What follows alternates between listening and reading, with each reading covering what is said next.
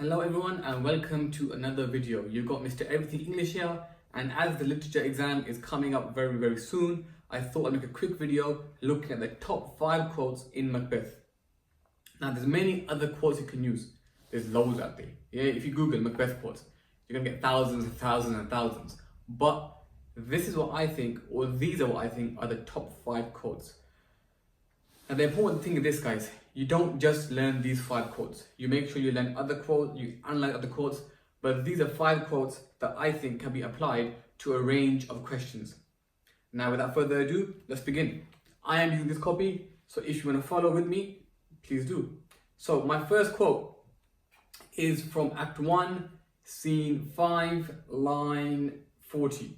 Act 1, Scene 5, line 40. Now, Act 1, Scene 5 is very important when it comes to the character of Lady Macbeth. Now, let's look at the quote. The quote, guys, reads as follows. Unsex me here and fill me from the crown to the toe, top full of direst cruelty. Let's break this down. Unsex. What does the word unsex mean? Guys, unsex is implying that she wants to reverse her femininity. She does not want to become a man. Yeah, this is not no transgender, gender neutral debate. She does not want to become a man. She's saying make me less of a woman, make me more masculine. Because she understands that in this society, to be powerful, to have any kind of standing, a woman cannot be a typical woman that was stereotypically presented, this being pretty and nice and so on. Look at the witches, they've got beards. Yeah, they've got beards and they're not the most attractive beings. Point being, unsex me here is an attempt to kind of reverse her femininity. Now, unsex, when? Me here. I am not waiting. I am not going to wait for this. I want it right now. This shows the desperation. Now, what does she want after the unsexing? What does she want when she's been made less of a woman? Fill me. Guys, this is important. Fill. Not a little bit, not up to here, but complete top to bottom.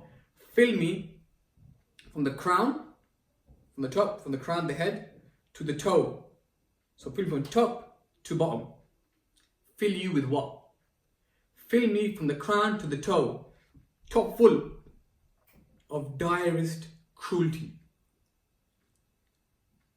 What are you asking for? She's asking to be almost take out every good thing inside me. Take out my compassion. Take out my consciousness. Take out my idea of guilt. Take away everything that makes me human. Take out everything that gives me a heart and fill me with absolute cruelty. Guys, she understands to do what she is planning to do. She cannot be half-half. You can't be a little bit bad, a little bit good. You know what it reminds me of? It reminds me of Jekyll and Hyde. Jekyll creates Hyde, a completely other being, to do the bad deeds for him. Lady Macbeth, fill me from the top to the bottom in complete cruelty. Now this quote, why did I pick it? Because this quote can be used to look at the supernatural, to look at the character of Lady Macbeth, to look at gender, and even to look at the character of Macbeth, because it is this that she tries to instill in Macbeth when she calls him a coward and she questions his masculinity. She's trying to get rid of everything that makes him a human, compassion, guilt, any feelings he has, and she wants to replace all of this with absolute cruelty. So that was quote 1. Quote 2, guys, is I am looking at Act 1, Scene 6. Now this is Mrs. Lady Macbeth again. And she loves talking and talking and talking and talking to her husband's ear. Now ladies, this is no comment upon you guys, but Shakespeare seems to have an issue with women. Yeah, look at all the women in his play. Lady Macbeth and the witches. They're not the best representation of the female gender. But here's the quote. Lady Macbeth says to Macbeth, look like the innocent flower, but be the serpent under it. Basically, be two-faced. Be fake. Yeah, it's like somebody online on social media being a keyboard warrior, but in real life, there's nothing there. Point being, guys, look like the innocent flower. On the outside, when you meet Banquo and you meet Duncan, hello sir, how are you sir? Any more food? Thank you for coming. I really, really love you. I really, really like your company. But be the serpent under it. Be evil, be nasty under it. Plan their death. Plot their killing. Don't think nice of them. Now guys, look like the innocent flower. Of course it's personification. But the point that she chooses a flower and then says be innocent shows you how fake she's asking him to be. And then be the serpent under it. And why serpent? Guys, serpents, snakes are biblical creatures which do the evil and the devil and so on. So she's almost saying to him that on the outside, be the complete epitome of good. On the inside, be the complete epitome of evil. Now, why did I pick this quote? Because again, girls and guys, this quote can be used. I say girls a lot because I work in an all-girls school. But again, girls and guys, this quote can be used for Lady Macbeth, for Supernatural, for betrayal, for ambition. You want to learn quotes that you can apply to a range of questions. Quote number 3. Let's go for Act 3, Scene 1.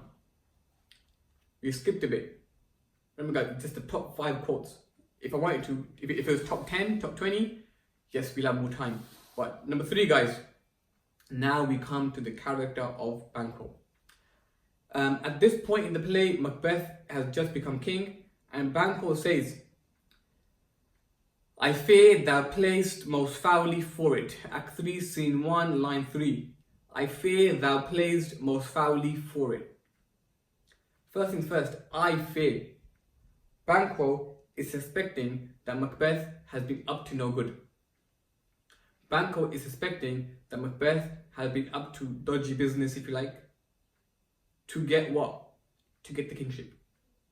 Yeah, he says he's suspecting that Macbeth hasn't become king in the best way possible. I fear. I suspect you. They've gone from being friends to being comrades in the army to now suspecting one another of wrongdoing. But I fear what? I fear thou, I fear you placed. Now guys, place means I fear you did it in a way. So I fear you did it in a way that was most foully. Guys, foully means wrong, incorrect. What he's saying actually is this: I fear you became king by doing wrong actions. He never alludes, or he never says point blank, I think you killed Duncan. He never says that. But we can infer that Banquo suspects that Macbeth is responsible for the murder of Duncan. Quote number 4. Fast forward again, girls and guys. Act 5, Scene 1. Act 5, Scene 5. Macbeth has just found out that Lady Macbeth is dead. So he's received the news that my wife has passed away, and this is his first response. Now guys, his response here is very important. I'm picking 2 quotes. So 4 and 5 come from the same little piece. The first quote is this: Macbeth, for the first time in the entire play, shows signs of being human. He shows signs of reflection and thinking about what he's done and contemplating. He says, life is but a walking shadow. Actually guys, let's rewind before that part. He says, brief candle, life is but a walking shadow.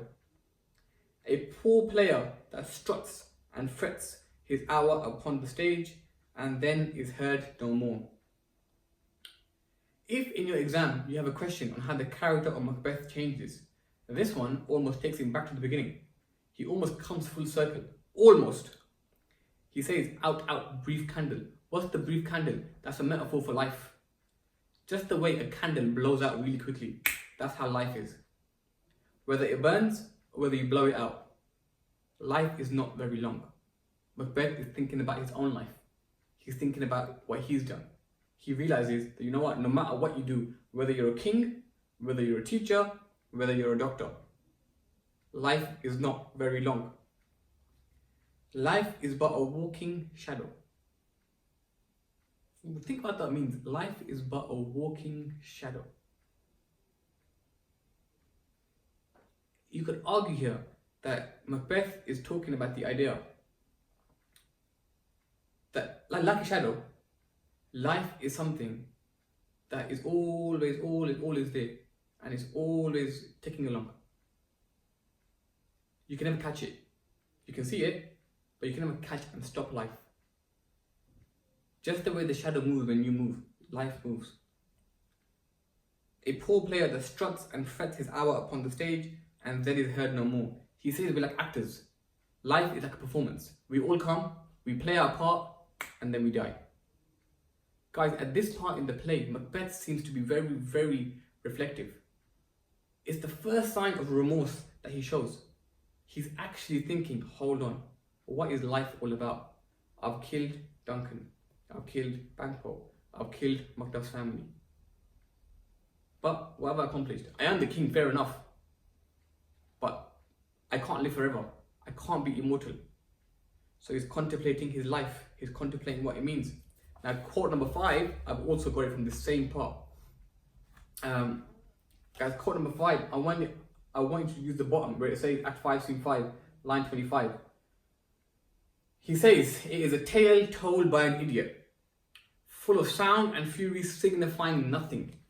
Guys, at this point, signifying nothing, it shows you that even though he's done everything he wanted to do, so he kills all the people, he secures kingship, signifying nothing. It means nothing to him. Now look, why have I picked number 4, number 5 as my top 5? Because a lot of people go for the typical quotes when it comes to the character of Macbeth. He unseamed him from the naked chaps, the dagger quote. A lot of people pick quotes that are very common. These quotes are unique, number 1. Number 2, there's lots you can say about these quotes. And number 3, which is the most important, you can apply these quotes to a lot of questions. So for example, if I was to get a question on the supernatural, I would use quote 4 and 5. And I would talk about how this is the character of Macbeth that maybe we would have seen if the witches hadn't come into the game, if the witches hadn't got involved. Now look, those are my top 5 quotes.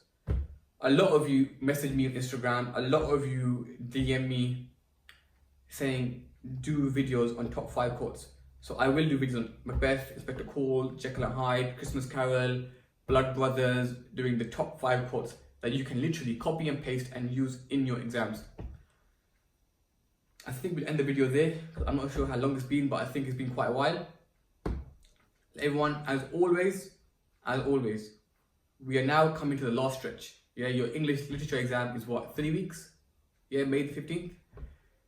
Please, any questions, anything you want covered, let me know and I will address it. Thank you for supporting me. Thank you for following, subscribing. Don't forget to share the video and drop any comments, any questions, and I will get back to you. Thank you for watching.